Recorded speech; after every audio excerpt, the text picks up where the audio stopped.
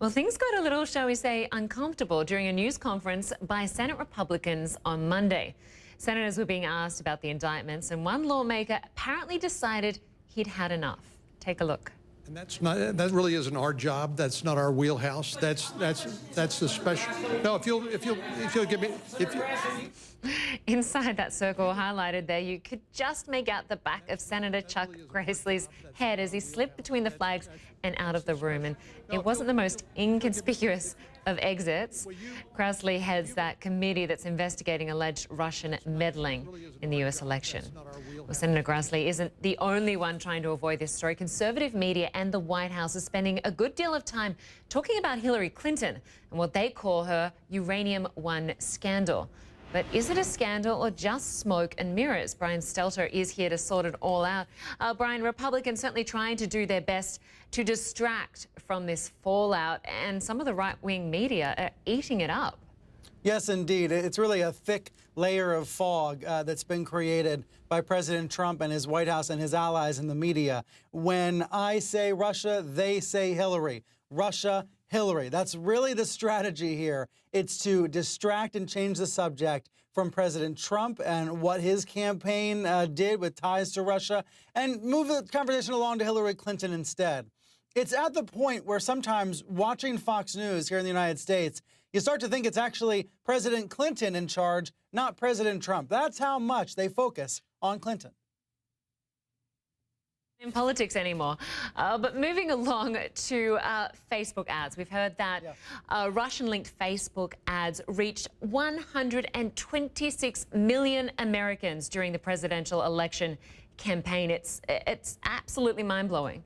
Yes, this is the number released by Facebook ahead of today's hearings on Capitol Hill. We're going to hear from Facebook, Google, and Twitter today and on Wednesday about the extent of Russian interference in the election on social networking sites. This 126 million number, it's an exposure number, meaning as you scroll through on your phone and you scroll past your friends' posts on Facebook, that's the number of people that may have seen, may have come across Russian propaganda or hoaxes that were disguised as normal news content or normal political content.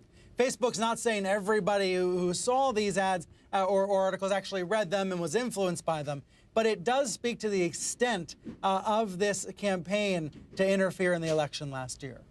How do the political ads compare to the fake news stories that were planted on social media outlets like Facebook? Which have more impact? I'm glad you asked that, because the ads have gotten a lot of attention. But the Russian-linked ads that were purchased on Facebook are actually a smaller piece of this much bigger puzzle. About 1/10 of the number of people who saw the Russian content also saw the ads. But the ads were vital because the ads were a way to reach more people with the so-called fake news stories. If you liked one of these pages that was set up by a Russian troll farm, then you would see more of their stories, in your news feed, and you might share those with your friends. Now, I'm not saying everybody was duped entirely by this. Certainly, there were lots of Americans who voted who never saw any of this Russian propaganda. But some people did. Apparently, many millions of people did. And it wasn't just the ads. It was also this so-called fake news. And when I say that, I don't mean President Trump's definition. I mean actually fake stories designed to deceive you.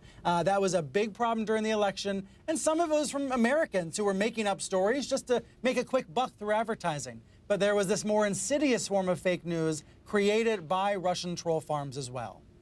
And as you mentioned, Brian, not just Facebook, also YouTube and Twitter. What responsibility do these companies have to ensure that countries can have democratic elections without interference from a foreign agent? Executives at Facebook and Google say they are taking this very seriously. They monitored recent elections in other countries based on lessons learned from the American election. But we are likely to see legislation on Capitol Hill to try to deal with this problem as well. We're talking about cause and effect here. What were the effects on the American election? We will never know for sure. And if I was going to make a list of the 20 reasons why Donald Trump won the election, the number one item on my list would be his name was not Hillary Clinton. But it is clear that Russia would also be on that list. And it is clear the proliferation of fake, bogus stories would also have to be on that list. We can debate how much of a factor it was in Trump's win, but these clearly were factors. And I am certain we will continue to debate that as the fallout continues. Brian Steler in New York, thank you very much. Thanks.